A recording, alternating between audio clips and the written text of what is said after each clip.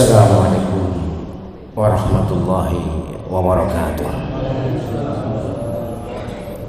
Bismillahirrahmanirrahim. Alhamdulillahi rabbil alamin. Wassalatu wassalamu ala asyrafil anbiya wal mursalin Sayyidina Muhammad wa ala alihi wa ashabihi ajma'in. Subhanaka la ilma lana illa ma 'allamtana innaka antal alimul hakim. Allahumma anfa'na bima 'allamtana wa 'allimna ma yanfa'una wa zidna 'ilman nafi'a. Mari kita awali dengan membaca shalawat tasyahud. Allahumma shalli ala sayyidina Muhammad wa ashghil zalimin bil-zalimin. Allahumma shalli ala sayyidina Muhammad wa ashghil zalimin bil-zalimin wa akhrijna min bainihim salimin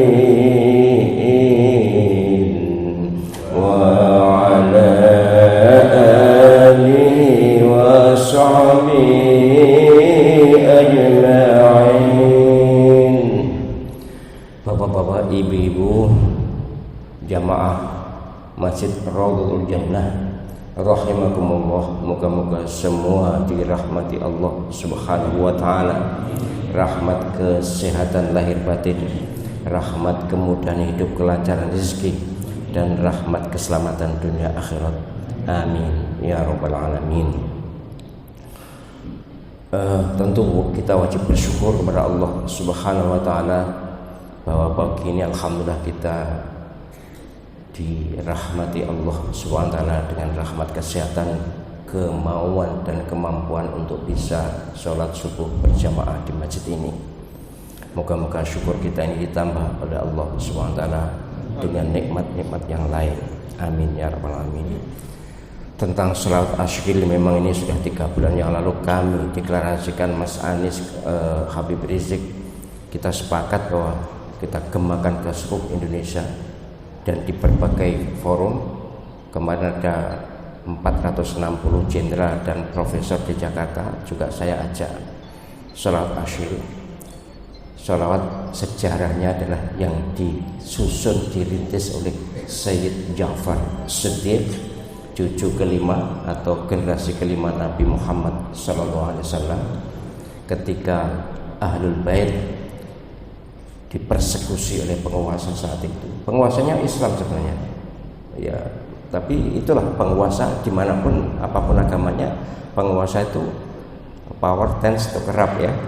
Jadi memang penguasa itu cenderung menyimpang. Karena itu tiada daya dan upaya secara fisikal, secara militer, apalagi secara politik juga tidak ada. Maka Sayyid Ja'far Shiddiq menyusun sholawat asyir ini, sholawat yang dipandu oleh Al-Quran tentu, dan diiringi dengan doa permohonan moga-moga yang zalim tukar sesama yang zalim dan kita selamat dari kezaliman mereka. Itu intinya. Dan saya ingin ingatkan pendengar semuanya, baik NU atau Muhammadiyah, jangan alergi mengucap Sayyidina untuk Nabi Muhammad di luar sholat. Yang diperselisihkan oleh para ulama itu di dalam sholat. Jangan kita bawa keluar sholat. Saya akrab dengan Pak Amin Rais mengucap Sayyidina, apalagi dengan Mas Din Samsudin, apalagi dengan Mas Anies Baswedan ya, Anies yang Baswedan ya, itu biasa Sayyidina, Sayyidina. Di luar sholat, saya kalau di dalam sholat jelas tidak pernah mengucapkan Sayyidina di dalam sholat. Tapi kalau di luar, jangan alergi. Kemarin saya banyak ceramah di jamaah Muhammadiyah. Selalu saya serukan ini supaya apalagi ini supaya kohesif ya, supaya gak kena tinggi tenger. Selama ini kan nek Sayyidina NU, nek gak Sayyidina Muhammadiyah kan gitu. Kita jangan mau diakali oleh orang-orang yang pengetahuan agamanya kurang lalu mengadu kita atau membelah kita. Bahkan sekarang ada kesempatan untuk kohesif NU Muhammadiyah bersama-sama mengucap Sayyidina. Nek perkara kunut ndak kunut terserah kebiasaan masing-masing. Tapi nek Sayyidina Nabi sallallahu alaihi wasallam manusia terbaik sepanjang masa sejak Nabi Adam sampai nanti hari kiamat. Mau kita jambal di luar sholat. Sayyidina itu artinya Pak. Di Arab teman-teman saya para tokoh agama, Imam Masjidil Haram, Masjid Nabawi, mereka pakai Sayyidina juga kalau di luar sholat. Pak, aslinya tuan, jangan kita jambal. Tapi kalau dalam sholat iyalah, memang kita berhadapan dengan Maha Kuasa, Maha Pencipta, ya kita harus posisikan beliau. Dan beliau sendiri memang kalau membaca sholawat dalam sholat ya Allahumma sholli ala Muhammad.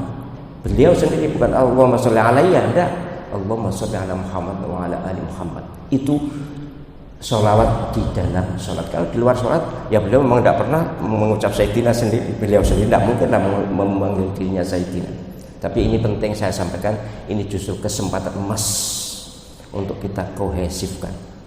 Bahkan sekarang mohon maaf walaupun ini adalah buatan manusia atau bukan tuntunan Nabi, kalau akhir jangan makan wallahu muwaffiq ila aqwamit thoriq.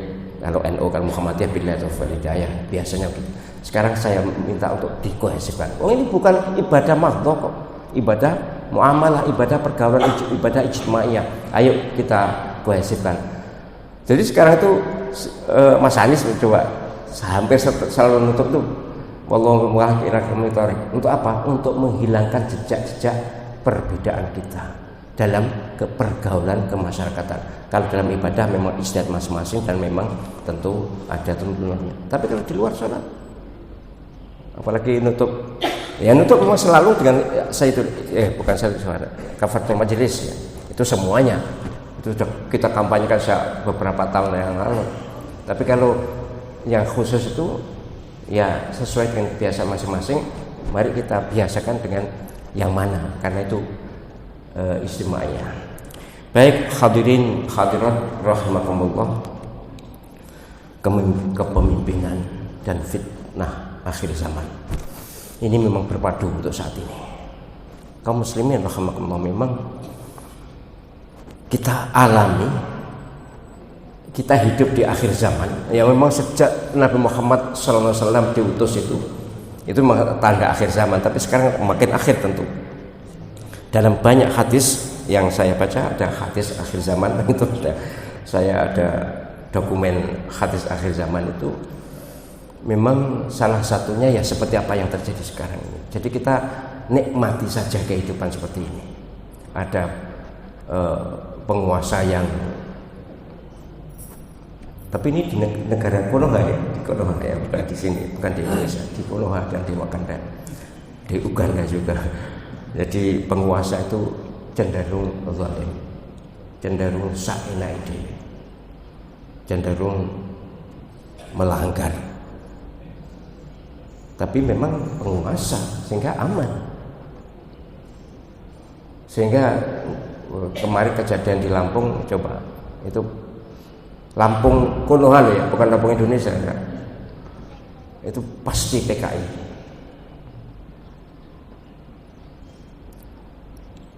Rumah yang memasang baliho calon tertentu itu rumahnya digedor, yang bisa dipecah, sapinya 5 itu dipateni.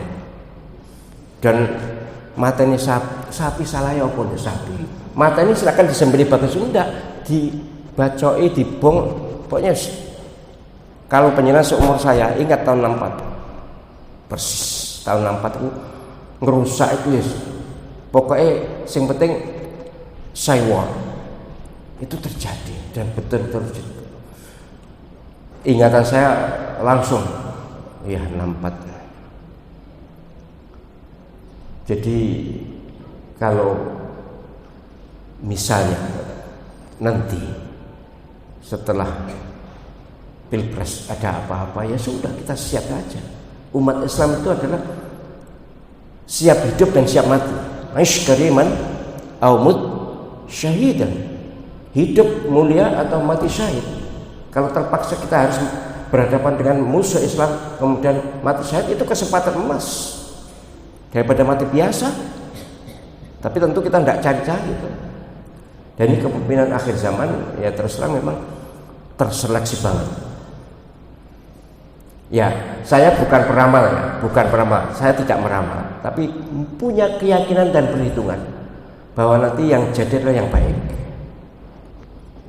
dengan segala risiko. Dan penjenengan pasti bisa lah ya menganggit niku. Ngono apa Pak? Nganggit niku ya saya tak golekane kosakata yang nganggit, mikir, jadi mikir dalam hati, jadi mikir dalam hati. Iya, jadi penjenengan bisa menangkap apa yang saya maksud, siapa yang baik, yang jadi yang baik itu siapa. Saya yakin penjenengan bisa. Terseleksi, dan saya bersyukur kepada Allah SWT bahwa ada di umat Islam itu yang hidup di akhir zaman orang yang masih baik, orang yang tawakalnya sangat tinggi, dan kita bisa menikmati itu. Baik, agak terbatas ya, kata-kata saya agak terbatas Pak, jadi saya mohon dimaklum karena saya masih PNS aktif. Jadi saya juga maklum kata ada Intel ngawasi saya itu biasa aja, tidak berdosa, mereka silakan aja, wajar. Saya tentu tahu diri. Jadi saya masih PNS aktif sehingga saya harus patuh pada ketentuan, walaupun ada banyak pejabat yang tidak patuh, itu urusan mereka. Tapi saya sebagai orang yang sejak dulu PNS atau ASN masih belum pensiun, maka ya saya harus bisa membatasi. Baik, begini, akhir zaman. Ya kita hidup di akhir zaman. Ini akan banyak fitnah. Fitnah terbesar adalah fitnah Dajjal. Dajjal itu ada dua macam. Ada Dajjalun, Nabi SAW menyabdakan gitu. Ada hadis Sahih Muslim, Dajjalun, ada Dajjal. Dajjalun itu orang-orang yang berkelakuan Dajjal. Siapa? Ya siapapun, baik komunitas maupun perorangan, pokoknya kelakuannya Dajjal. Apa kelakuan Dajjal itu? Ya segala kejahatan dilakukan. Kalau komunitas ya negara-negara yang sekarang mendukung Israel itu jelas Dajjal itu. Ya'juj Ma'juj juga ada komunitas, juga ada person. Ya'juj Ma'juj yang komunitas ya orang yang berkelakuan rusak. Tapi gini, dalam hadis Nabi SAW memang dikatakan kalau Ya'juj Ma'juj datang dari utara. Ya sekarang kita bisa tahu siapa yang dari utara itu. Itu eksplisit Nabi mengatakan bahwa ada Dajjalun, para Dajjal. Para itu berarti banyak. Ada 30, malah salah sudah jadi ada 30 Dajjal. Memang ada banyak hadis tentang ini, hadis akhir zaman. Tapi intinya bahwa dalam kehidupan kita sekarang ini sudah terjadi. Fitnah Dajjal ini sudah terjadi. Lalu kiamatnya kapan? Wallahu alam. Ya cik rada suwe sih. Ya sebab Allah SWT menyatakan bahwa satu hari bagi Allah SWT kita 1000 tahun, bahkan dalam surah Al-Ma'arij itu 50.000 tahun. Jadi memang walaupun tanda-tanda sudah ada sejak zaman Nabi Muhammad SAW, tapi belum terjadi, bukan berarti tidak akan terjadi. Tidak, pasti terjadi. Kiamat itu sepasti kematian kita. Jadi kita pasti mati, belum mati memang, masih hidup sekarang, tapi pasti mati. Kiamat itu sepasti itu.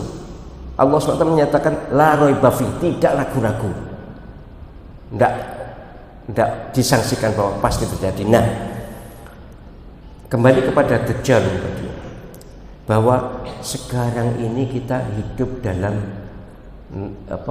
kerumunan Dajjal, baik dalam negeri maupun Dajjal luar negeri. Jadi Dajjal itu ada dalam negeri dan luar negeri. Apa yang dianjurkan Nabi Sallallahu Alaihi Wasallam untuk menghadapi ini? Satu, kok sabar ya. Nabi menganjurkan umat ini sabar, bukan sabar pasif tapi sabar aktif. Sabar menahan diri untuk tidak berbuat jelek, untuk tidak membalas kejahatan orang. Tapi aktif bukan berarti diam saja, enggak, tapi ya beraktivitas, bergerak, pergerakan. Kemarin ini saya dapat, kita ini sekarang ini banyak pertemuan-pertemuan dengan para jenderal, para guru besar. Saya sering sekali di banyak tempat. Ya harus gitu memang. Soal ada intel terserah. Yang penting kita sesuai undang-undang. Misalnya kemarin pertemuan kembali ke UUD 45 yang asli. Itu ada gerakan itu. Bahkan sekarang ini ada gerakan untuk bagaimana supaya penguasa itu bisa di-cut. Itu saya sampaikan karena para intel juga sudah tahu itu. Sudah tahu. Tidak mungkin lah para jenderal itu mau berkumpul kalau mereka tidak aman. Mereka ngerti semuanya. Bahkan mantan panglima ada bersama kita kok. Saya hanya ingin mengatakan bahwa kalau kalian zalim, sadari bahwa kalian adalah musuh Allah SWT. Itu aja. Saya peringatkan kalian mumpung masih ada waktu, jangan teruskan kezaliman Anda kepada siapapun yang zalim. Maka kita wa asyhiril zalimin bizalimin, sibukkan orang zalim itu untuk bertengkar sama orang zalim. Dan saya bersyukur pada Allah SWT bahwa sholat asyir kita ini beroperasi sekarang. Beroperasi sungguh, kita ya ketawa sambil prihatin ya, atau prihatin sambil terpaksa ketawa karena memang nyata terjadi. Satu, soal siapa pemimpin yang akan muncul di akhir zaman ini. Ada hadis panjang, tapi memang hadis akhir zaman tuh semuanya panjang-panjang sih. Sehingga saya juga tidak hafal, tapi intinya bahwa umat Muhammad, umatku Nabi Muhammad, umatku akan dipimpin oleh orang-orang zalim. Kemudian nanti setelah 1500 tahun umatku akan dipimpin oleh orang baik. Orang baik itu kalau dalam bacaan saya pernah saya sampaikan di sini kayaknya dari 1500 tahun itu kan ada tahap-tahap, kemudian yang tahap terakhir itu zalim itu 100 tahun.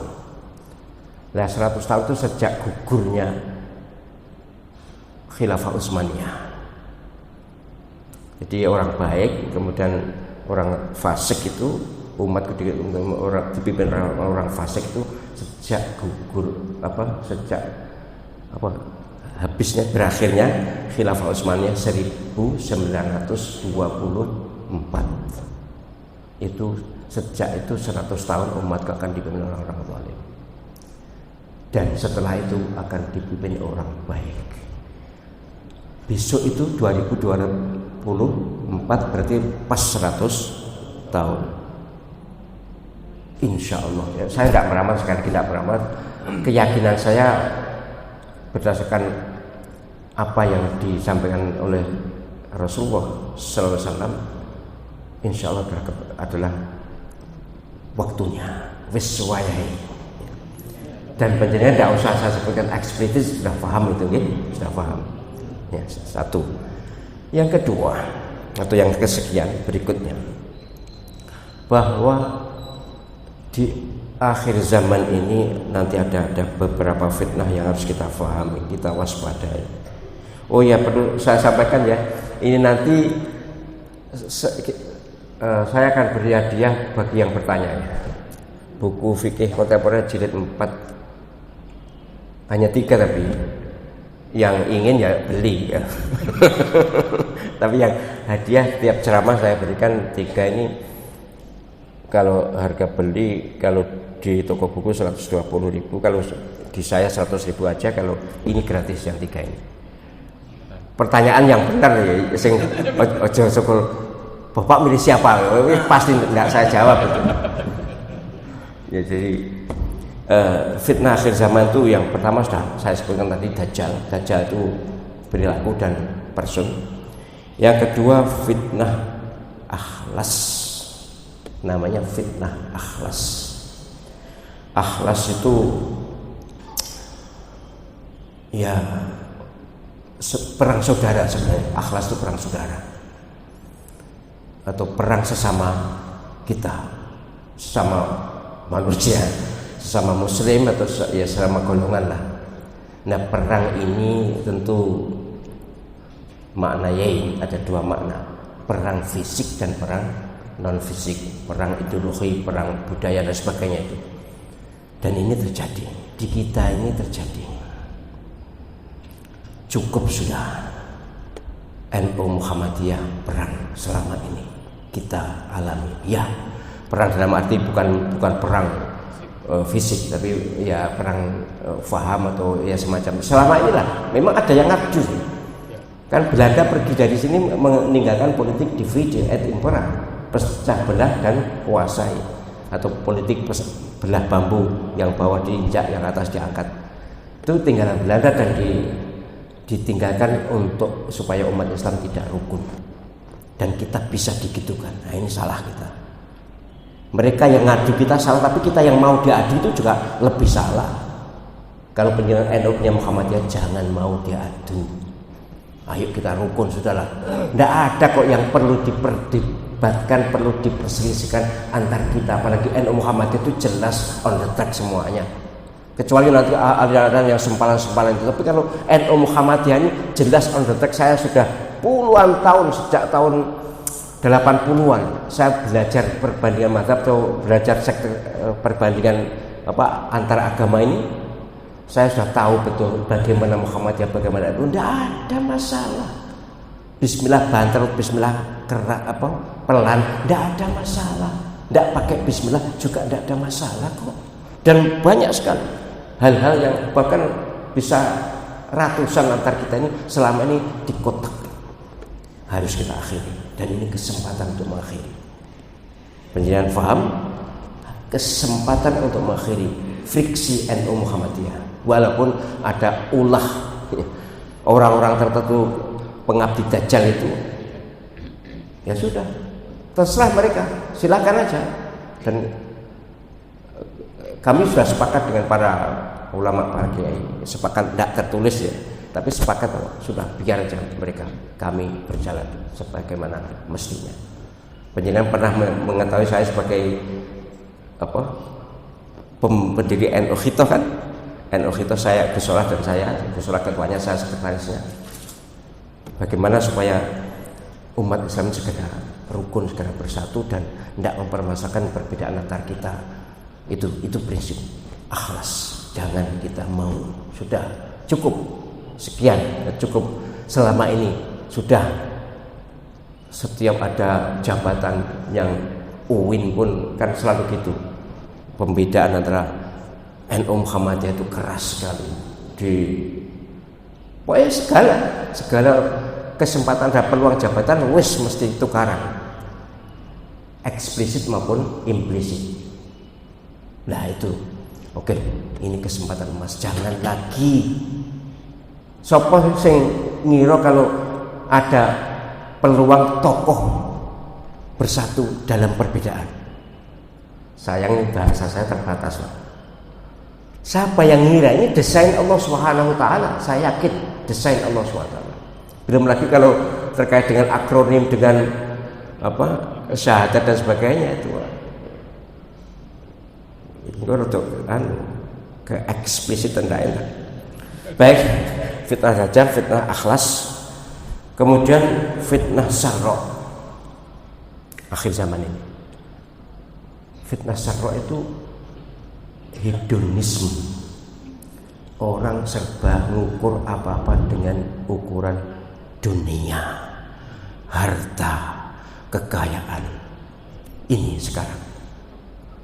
Penjenengan pernah nonton ada seorang yang disebut Gus, tapi saya menyebutnya Dos, bagi duit. Itu Dos, itu bukan Gus. Dos kan pasti. Wedus. Saya sejak awal memang sudah tidak bisa menerima dia sebagai Gus, itu tidak bisa. Bahkan yang disebut Habib saya juga nggak bisa, mohon maaf tapi saya pendam dalam hati saya. Saya ragu dia Habib, dan apalagi kelakuannya gitu. Saya mohon maaf, kalau Habib beneran saya hormat banget, keturunan Nabi SAW. Tapi ini entahlah keturunan Nabi bunda, tapi Nabi sendiri saya yakin juga tidak mau menerima keturunan sing koyo ngono kuwi. Sayang saya bahasa terbatas, tapi yang jelas penyanyi pasti tahu lah. Ya, jadi begini.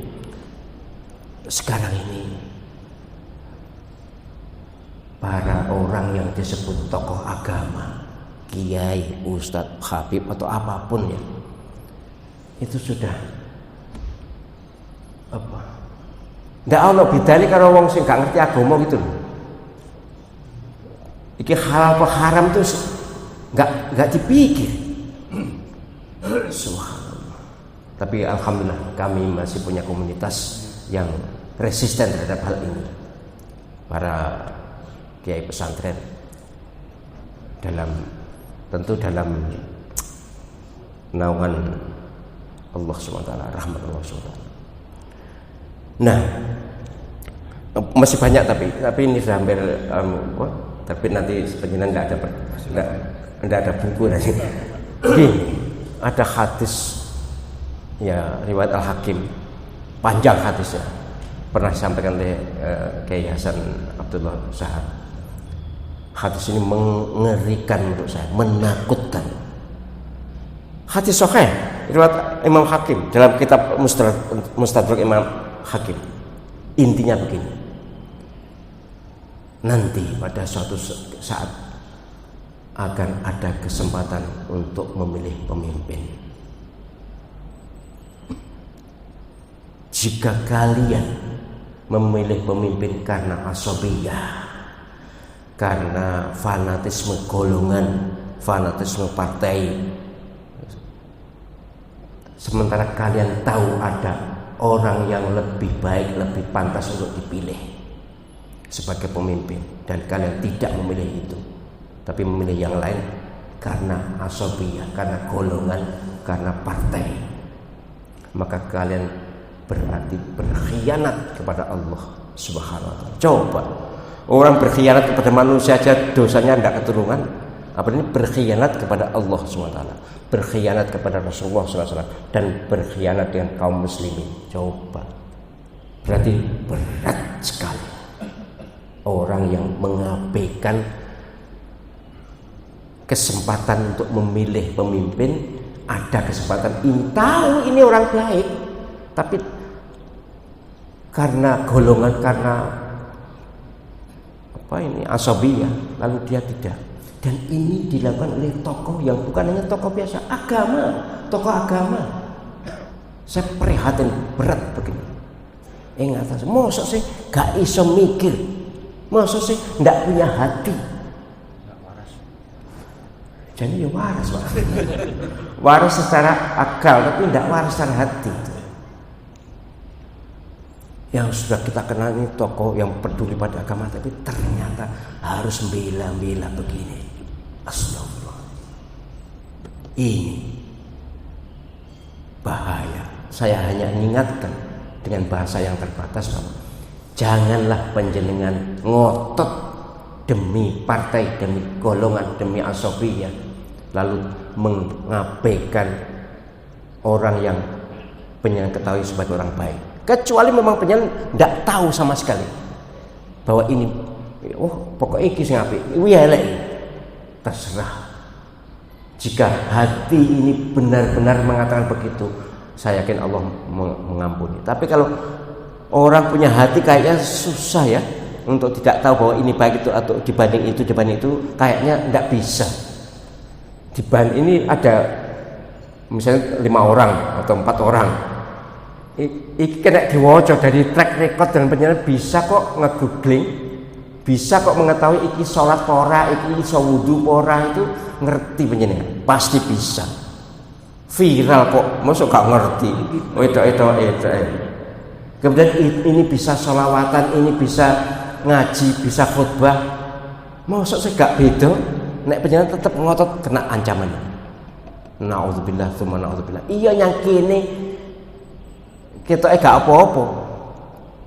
Di akhirat Malah Pak Yesaya mengatakan gini, kalian memilih yang benar yang belum tentu menang, atau memilih yang kemungkinan menang tapi tidak benar.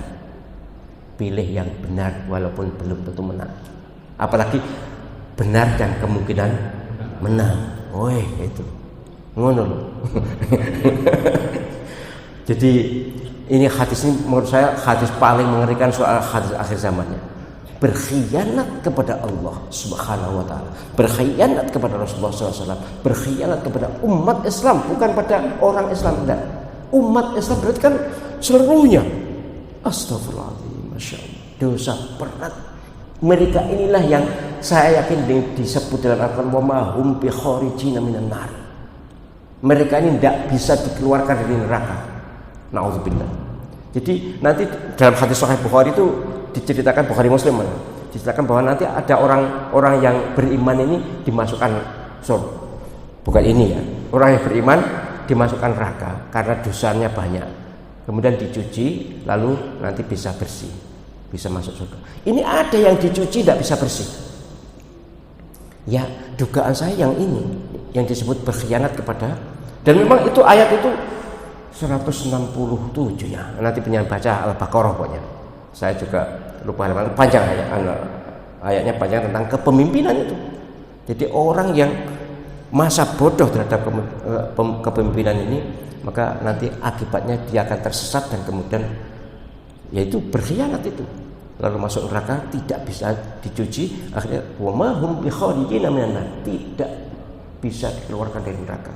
Dan itu bukan ayat syirik loh, enggak, ayat kepemimpinan. Iyalah, kalau syirik ya ada ayatnya, 2 ayat di surah An-Nisa itu, orang dosa syirik itu kalau dibawa mati tidak bisa diampuni. Yes, itu kaitannya dengan syirik. Ini tidak, ini kaitannya dengan kepemimpinan. Nanti penyanyi baca ayat ini dengan kaitan dengan kepemimpinan. Memang ada nanti kelompok manusia yang tidak bisa dikeluarkan dari neraka gara-gara salah dalam hal memilih pemimpin. Hati-hati, ini saya ngeri kalau menyampaikan seperti ini. Sayangnya umat Islam tidak banyak yang tahu ya. Dan baru kali ini agak kami para mubaligh itu ya menyampaikan, saling sharing bahan-bahan seperti ini. Tapi benar ngertos sih, maksud saya ngerti ya. Nggih pun. Saat ini silakan ada kesempatan bertanya, ini masih ada waktu 20 menit. Saya Yusuf, saya dari Taman Suba Asri. Taman Suba Asri. Ada 2 peristiwa. Yang pertama, beberapa hari yang lalu ada seorang ustaz di sini juga yang mengatakan bahwa orang Kristen itu Natalnya ada sampai beberapa versi. Ya, ada yang 1 Yohanes tanggal Januari, tetapi mereka meskipun berbeda Natal, tapi mereka sepertinya nggak ada masalah, santai-santai aja. Sedangkan kita umat Islam hanya berbeda sehari, sepertinya kayak ubah nih seperti itu. Kemarin saya mikir gimana caranya supaya kampanye kan Ustaz tadi bilang contohlah umat Kristen supaya kita bisa meskipun berbeda nggak sampai apa-apa. Kemudian yang berikutnya ini adalah masalah sekarang Ustaz. Yang sekarang ini jadi masalah pilpres. Saya itu saya teringat waktu kuliah dulu, umat atau masyarakat Indonesia juga terbagi 3, yaitu priayi, santri, sama banyak. Kalau sekarang dulu bilang, tapi sekarang kok muncul lagi kesannya. Jadi di dalam pilpres ini, jadi seakan-akan ada santri, maksudnya cenderung memilih ini, terus kemudian ada abangan yang cenderung seperti apa, meskipun ini umat Islam. Nah, pertanyaan saya terkait dengan ini adalah persatuan umat Islam di Indonesia. Bagaimana menyatukan mereka ini bahwa mereka tetap Islam. Intinya adalah bagaimana bisa Islam ini bisa dirangkul dan untuk kebaikan Islam. Itu terima kasih. Assalamualaikum warahmatullahi wabarakatuh. Pertama ini manajemen konflik. Gini ya, orang Kristen bukan tidak ada masalah, Pak. Beda dikit aja, lain sekte kok. Jadi golongan Kristen itu jauh lebih banyak varian perbedaannya. Ada Metodis, ada ini, ada Angelis. Saya malah nggak tahu. Ada HKBP, banyak, beda dikit. Tapi mereka bisa memanage perbedaan, bisa melindungi diri dari, sama dengan Golkar itu ya. Golkar itu banyak perbedaan, tapi hanya kali ini aja yang nggak terlindungi ya. Tapi selama ini kan aman-aman aja. Jadi mereka bisa manajemen konflik namanya. Jadi beda Natal sebenarnya juga menyebabkan banyak friksi, banyak versi, tapi memang mereka bisa tampil dengan elegan. Nah, umat Islam sekaranglah saatnya kita tampil elegan. Beda ya bedalah, memang selama ini kita beda, tapi ada kesempatan untuk tidak mempermasalahkan perbedaan kita. Kemudian yang kedua soal santri lapangan, ya itu memang Clifford Geertz memang menyimpulkan itu hasil penelitian disertasi. Jadi santri, priayi dan abangan. Tapi ya klasifikasi itu tidak salah, benar. Dan memang ada Islam abangan atau tidak abangan itu ada. Tapi sekarang itu ada kesempatan, ada nasionalis, ada tradisionalis, ada modernis kan. Itu ada sekarang ini. Penjelasan tidak usah saya jelaskan kan ngerti kan. Jadi sekarang ada yang bersatu, yaitu nasionalis, modernis, tradisionalis bersatu. Ini kesempatan emas, kekuatan besar, harus kita manfaatkan. Nggak pernah loh selama hidup saya itu ada peluang untuk bisa bersatu seperti sekarang. Nggak pernah. Dan saya kok yakin bahwa inilah yang disinggung oleh Rasulullah SAW setelah 100 tahun kezaliman itu, kemudian akan ada umat yang baik untuk memimpin umatku. Ya di sini juga di tempat lain, di Konoha juga di Wakanda ya. Jadi betul memang ada seperti itu, ada pembagian-pembagian, tapi justru sekarang kesempatan emas. Selama ini sejak 2002 ceramah saya selalu ukhuwah, wangel banget ya. Tapi sekarang kesempatan, ada peluang ukhuwah yang ya belum tentu berulang. Saya tidak yakin, ya apalagi orang yang sudah seusia saya, tidak yakin akan menemukan peluang seperti ini lagi. Maka jangan buang, jangan sia-siakan. Soal menang atau kalah nanti Allah SWT yang menentukan. Tapi yang penting hati ini harus condong pada kebaikan, hati ini harus memilih pada yang baik. Kita tawakal Allah. Jangan lewatkan penjenengan punya kesempatan. Gitu nggih? Monggo Pak Yusuf. Nanti ibu-ibu ada ada satu ibu-ibu ada. Bagaimana trik apa untuk menyatukan satu misi antara NU dan Muhammadiyah dalam menegakkan kebenaran, terutama dalam memilih pemimpin yang terbaik atau yang amanah, supaya kita bisa kompak walaupun beda paham. Terima kasih. Sayangnya sudah dijawab oleh keadaan ya. Jadi ya seperti sekarang ini sudah conditioning yang dikondisikan oleh Allah SWT, oleh apa istilahnya ya tangan gaib ya tentu Allah SWT.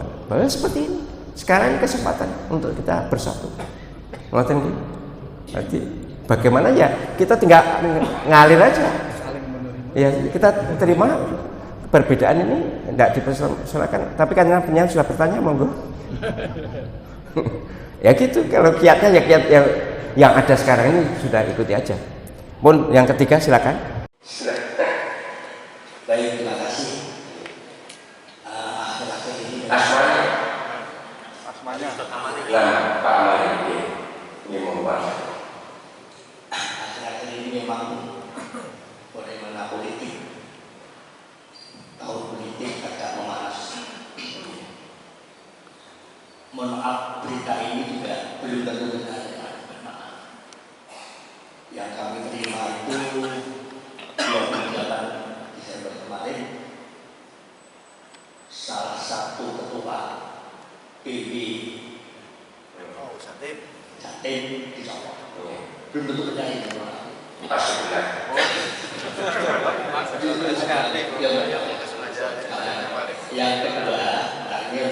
Yang kedua, tadi malam mendapatkan informasi salah satu supirnya paslon nomor 1 ditangkap juga di Kejaksaan Jakarta Timur.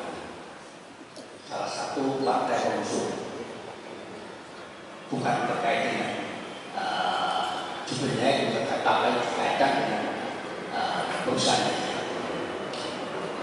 Kami benar-benar mengajak kepada ibu, bagaimana kalau kita gaungkan lagi, kita lagi hubungan nasional, supaya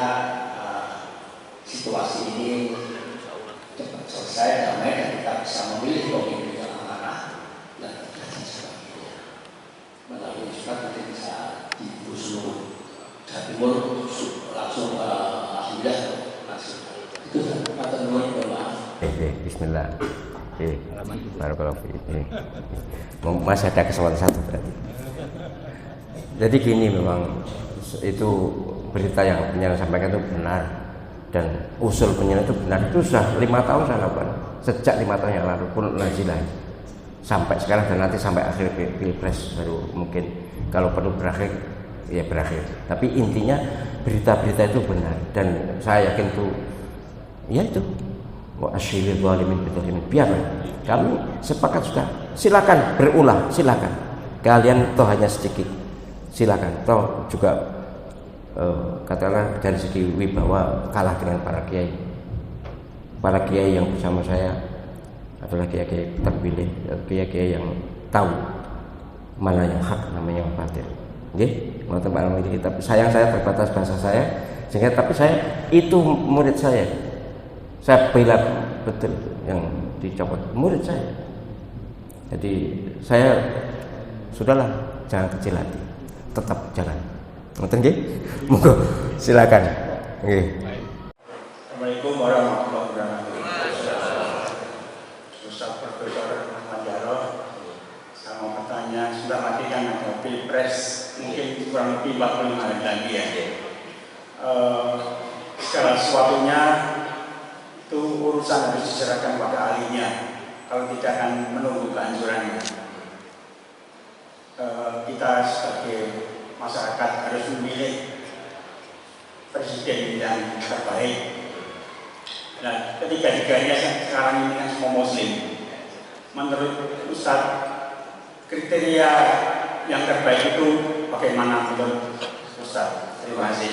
Assalamualaikum warahmatullahi wabarakatuh. Baik, memang, tapi saya tetap sadar bahwa saya tidak boleh bicara eksplisit. Ada hadis banyak kriteria pemimpin yang dimaui Rasulullah SAW. Yang pertama jujur.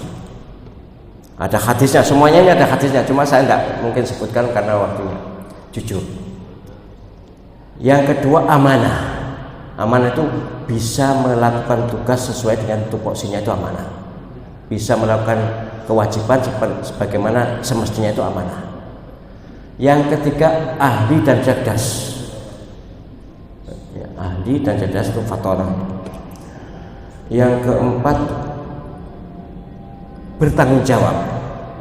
Bertanggung jawab itu ya dampingan dengan amanah tadi. Bertanggung jawab artinya ya nek salah ya harus bagaimana konsekuensi orang salah, bukan mencari jalan untuk penyelamatan dengan cara tak terhormat. Yang keempat mencintai dan dicintai rakyat. Ini banyak sebenarnya, tapi yang saya ingat paling menonjol 5 ini. Jujur.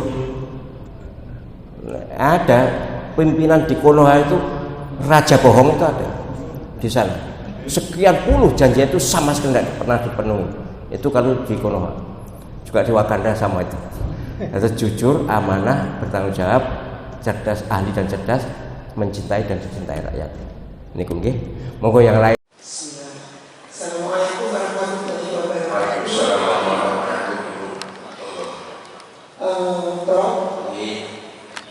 Nama saya Bu Andri. Yang ingin saya tanyakan yang pertama, ini pernyataannya itu di sekitar kita ada namanya sedekah untuk politik, katanya sedekah. Nah, bagaimana kita sebagai rakyat biasa yang menerima uang tersebut, apakah itu hukumnya haram atau bagaimana? Yang kedua, di sekitar kita saya juga pernah menemukan pada tempat orang yang tidak kenal, bapak kan biasanya ambil pemilu, tidak tahu Bu, tapi saya baik tidak memilih, gitu, abstain atau golput. Kemudian dia bilang juga yang kedua, dia bilang siapapun presidennya, saya tetap gini-gini aja. Bagaimana saya menyampaikannya hal tersebut untuk merubah mindset kepada orang-orang yang merasa apatis kepada pemilu. Terima kasih. Assalamualaikum warahmatullahi wabarakatuh. Ini pertanyaan dahsyat ini, panjang tapi jawabnya, tapi saya singkat ya. Satu, sedekah politik sudah saya ada di buku itu, juga ada di YouTube, tapi intinya begini, kondisi memang seperti ini. Ada paslon yang didanai 400 triliun, ada, tidak terbatas uangnya sehingga dibagi berapapun gak ente-ente. Saya terpaksa mengeluarkan fatwa, dan ini fatwa bukan asal-asalan ya. Fatwa ini sudah saya komunikasikan dengan banyak pendapat. Intinya begini, sebenarnya haram, sebenar asalnya. Uang money politik ini loh, uang politik supaya dipilih itu asalnya haram, hukum asalnya haram. Tetapi al-hukmu yaduru ma'ailati wujudan wa adaman. Hukum itu, hukum muamalah itu berkait dengan kondisinya. Karena kondisinya seperti ini, maka secara darurat boleh diterima. Karena penyanyi nolak juga susah. Nek gak usah mungkin ya iman juga. Nek gak enek ngono ya gak ada wong kei. 5 tahun sekali wong kei, mosok ditolak. Sudah terima aja, dan dalam keadaan berat boleh diterima. Tapi jangan dipilih.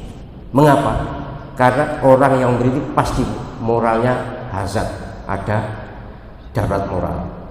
Moralnya jelek. Orang yang pemimpin yang menyebarkan uang untuk dipilih itu jelas amoral, degradasi moral, tidak bermoral, jelas melanggar undang-undang. Salah mereka. Maka kita pilih dengan niat wis tak orotane. Dioroti kabeh Pak, apa terima uangnya, tapi jangan pilih orangnya. Ngoten Bu nggih. Jadi boleh diterima, tapi nek pengen ragu kok gak enak nih. Nggih pengen sedekahkan, tapi jangan terima, jangan ditolak. Sebab ditolak ngenak nih mereka. Terima aja, bentek duit. Nek ditolak ora gak entek duit. Biar habis, malah esok sing akeh, gak apa-apa. Sak melihat terima, tapi jangan. Tapi nek tokoh itu karena nanti akan ada diawasi, kalau tokoh enggak misalnya menerima itu nanti diawasi oleh mereka, komunitasnya bagaimana gitu, kemudian ada cara mereka untuk mempersekusi. Tapi kalau saya, untuk saya memang bisa menolak untuk saya, tapi untuk umat saya pikir susah menolak dan jangan ditolak. Terima, tapi justru dengan menyebarkan uang itu kita punya tanda, oh ini mesti akan golek balen korupsi nanti. Yang kedua, golput. Sekali lagi tadi malam juga saya sampaikan di Al-Qadar, yang benar bukan golput tapi goltam, golongan hitam. Mereka jahat, tidak peduli pada umat. Nabi SAW jauh, man asbaha walam yahtam bi amri ummati falaisa minni. Siapa yang bangun tidur gak punya perhatian pada kondisi umatku, dia bukan umatku. Coba, mestinya kalau orang baca ini kan ngeri. Kita ndak milih itu berarti kan terserah mau soborong, terserah wis kon paling aku ya tetep ngene ae kan ngoten. Aku kok kalah. Ndak. Gunakan filosofi manuk emprit ketika bawa air ke apinya Nabi Ibrahim. Cecak niup api, manuk emprit niup bawa air sak tetes diguyu karo cecak. Apa geni sakmene gedene apa iso mati? Gak soal iso mati tapi ini adalah bukti bahwa saya peduli pada Nabi Ibrahim. Coba kalah karo manuk emprit, goltam itu. Jadi sekarang jangan goltam, jangan tidak ikut. Ada kesempatan punya untuk membedakan. Kalau kemarin misalnya aku milih gialek ya terserah. Tapi iki sekarang ini enek sing apik. Kok kita ndak ikut, sama dengan menyatakan diri bukan umat Muhammad. Karena Nabi yang dawuh. Nggih, terus penjana harus tegaskan jangan ada umat Islam yang tidak ikut. Harus ikut dan memilih yang kita yakini baik. Soal menang kalah kita serahkan pada Allah SWT. Ngoten nggih? Yang terakhir, ya soal gini-gini saja. Iyalah memang kita kita aja gini-gini saja. Tapi kalau kita punya kepedulian kan nanti siapa tahu kalau pemimpin yang kita pilih itu yang menang, maka akan terlalu banyak ya yang terjadi. Insya Allah. Sungguh saya ya termasuk yang sangat percaya bahwa janji itu bisa dipenuhi dan bisa dilaksanakan, dan janji itu sudah ada rekam jejaknya, gitu. dikolohani kok. Baik, masih ada satu. Oke, monggo silakan. Saya terkait dengan masalah hari kiamat. Apakah hari kiamat itu akan hanya ditemui atau dijumpai oleh orang yang masih hidup, atau oleh seluruh manusia yang kiamat itu akan menemui hari kiamat itu? Baik, bagus pertanyaan podo ngurwe. Podo sama-sama belum tahunya, tapi saya mengetahui apa dari hadis akhir zaman ya memang. Jadi saksi hidup hari kiamat itu orang kafir. Jadi sekarang nggak akan mungkin terjadi kiamat selagi ada kita ini. Jadi kita tidak akan tahu kiamat itu. Jadi Nabi SAW tahu dalam hadis sahih bahwa saksi hidup yang hidup di akhir zaman itu adalah orang kafir. Kemudian nanti waktu awal kebangkitan, nah itu semuanya tahu, sadar semuanya, kita semuanya dibangkitkan seperti tumbuh-tumbuhan yang muncul jamur di musim hujan ya, seperti itu. Nanti kita semuanya bangkit dari kubur masing-masing seperti ini, kemudian digiring kepada masyarakat. Pada masyarakat itu di Syam sana Pak, di Palestina, di daerah sana. Seluruhnya nanti umat Islam kumpul, bukan umat Islam, manusia maksud saya, manusia dan jin kumpul di bumi ini sudah dirubah menjadi bumi yang itu sebagaimana surah Ibrahim itu yauma tubaddalu ardu ghairal ardi was samawat. Jadi bumi ini sudah diubah menjadi lapang tanpa ada lautan, kemudian mengarahnya ke sana, pengadilannya ke sana ya. Kita entah sampai di mana, pokoknya semuanya menuju ke padang mahsyar, dan padang mahsyar itu di daerah Syam. Gitu. Jadi kita menjadi saksi itu ketika sudah bangkit Pak.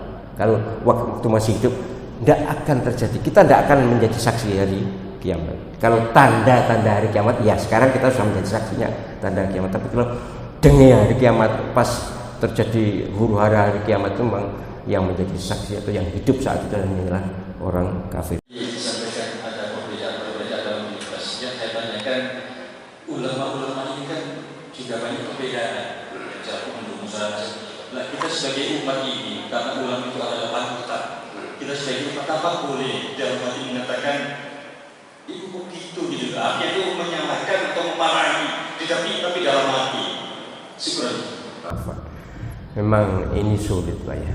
Arga diomong dia gak enak, diomong itu khawatir ngerasani. Tapi kalau orang tokoh ngerasani tokoh itu ada tuntunannya. Allah SWT juga ngerasani Fir'aun kan. Nabi Muhammad juga menyebut beberapa nama. Jadi orang yang sudah mujahadah, orang yang sudah ditokohkan, kok melakukan jelek, ya asal tidak dirasani secara terbuka boleh ya. Jadi tapi nek iso ya gak usah dirasani. Soalnya gak enak efek yang ngerasani. Kalau penyeran niat menasihati orang, nah itu boleh kalau itu istinsaf atau linasihah itu. Jadi biasanya ada orang ngadep penyeran, gimana ya Kiai itu kok gitu, apa saya boleh ikut? Oh enggak, oh ya itu boleh penyeran. Oh jangan itu kedonyan itu misalnya gitu ya. Jadi penyeran kalau sekarang mendengar sebutan kiai, ustadz, ulama, habaib atau apapun tokoh-tokoh ini, penyian lihat rekam jejaknya. Yang terpenting itu jangan gelarnya. Soal gelar sekarang sudah kabur ya. Sebut kiai pakai sorban, pakai ternyata kelakuannya ya kelakuan setan. Maaf ya. Jadi saya tidak menyebut nama kan berarti tidak rasanya. Itu gitu Pak. Jadi memang itu susah, tapi kalau niatnya untuk menasihati orang maka boleh. Tapi jangan sampai ekspresif, niatnya ngerasani jangan. Niatnya menasihati orang. Baik, demikian yang bisa kita sampaikan. Terima kasih kehadiran perhatian dengan semuanya. Moga-moga kita semua termasuk hamba-hamba yang selamat dunia ini dan akhirat. Amin ya rabbal alamin. Nanti setelah ini surat Isyraq ya, kita moga-moga kita bisa melaksanakan semuanya yang pahalanya sama dengan haji dan umrah. Kita akhiri dengan kafaratul majlis. Subhanakallahumma wa bihamdika asyhadu an la ilaha illa anta astaghfiruka wa atubu ilaik. Wallahul muwaffiq ila aqwamit thoriq. Billahi taufiq wal hidayah. Nasrun minallah wa fathun qarib. Karo para khufat ihdinas siratal mustaqim. Assalamualaikum warahmatullahi wabarakatuh.